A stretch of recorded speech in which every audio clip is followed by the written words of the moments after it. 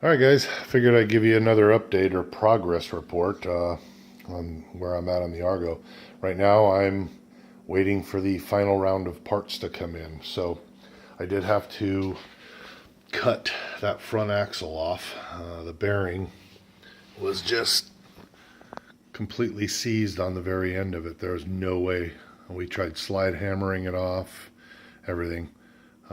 We couldn't get that bearing off, so I had to cut the axle in order to get it out on the front. So I got new seals coming for that, new inner and outer bearings, new inner flanges, and a new axle. And also I had to order a new sprocket for the center right here because, like I showed you in the last video, we cracked it trying to press it off. I managed to save the double sprocket, but not this single one. So new sprocket coming, new axle coming, inner and outer bearings coming. So I can't put the middle on because I need the sprocket, and I can't put the front back together again because I need the axle and the inner and outer bearings. So again, unforeseen things in fixing this thing. But like I showed you, we did get the whole left side done, so that's all done, ready to go. On here, the last time I showed you, there was a big metal piece of pipe that he had welded on, you know, right there. I ground that off and got that off there, and then he had this damn thing. It was an old tensioner that he had spot welded in there also. So now I got all that off and got a new tensioner put in.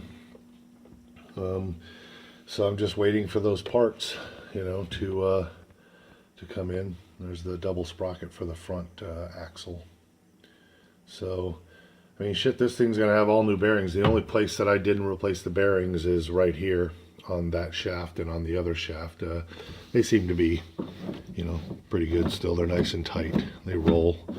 So I'll do those later on down the road. I just want to get this thing up and running. So, but yeah, it's all done. Everything's just waiting for the parts now from argoparts.com. So far, what I have invested in this, I paid $2,000 for it, and I've got about, with the new parts that are on the way that are already paid for, all in all is about $1,400. So $3,400 is what I'll end up having into the thing. Still a decent deal. These things, you know, even for a 98 Bigfoot like this one is, they generally typically run between $4,000 and $5,500 used, but most people are selling them for.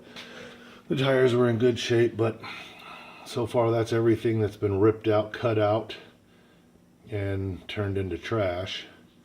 So I already have inner and outer bearings, outer flange, a new front chain, new axle, all that stuff's ready to go in.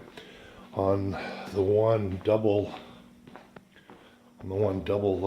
sprocket that I did manage to save when I cracked the single one, I'm still drilling out that pin.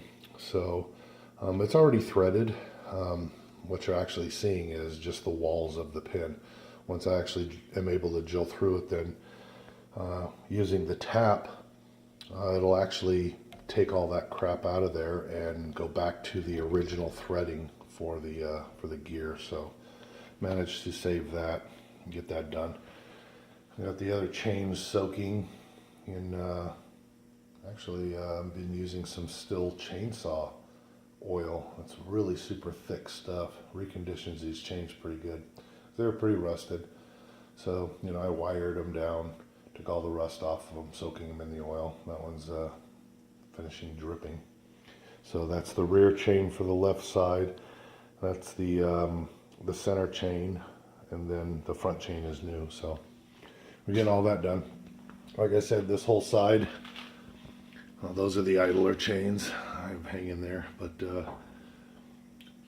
all new axles. Well, that center one's a new axle. The old one, the back one is a stock, and this front one's still the stock axles, but and then the one on the other rear. Those are the only three that I could save.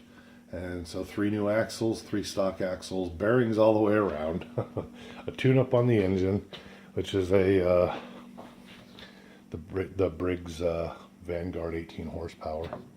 So other than that, like I said, I'm just waiting for the parts to come in so that I can finish this beast up and get it on some trails and in the water. All right, well, just like I said, I figured I'd just give you guys an update, and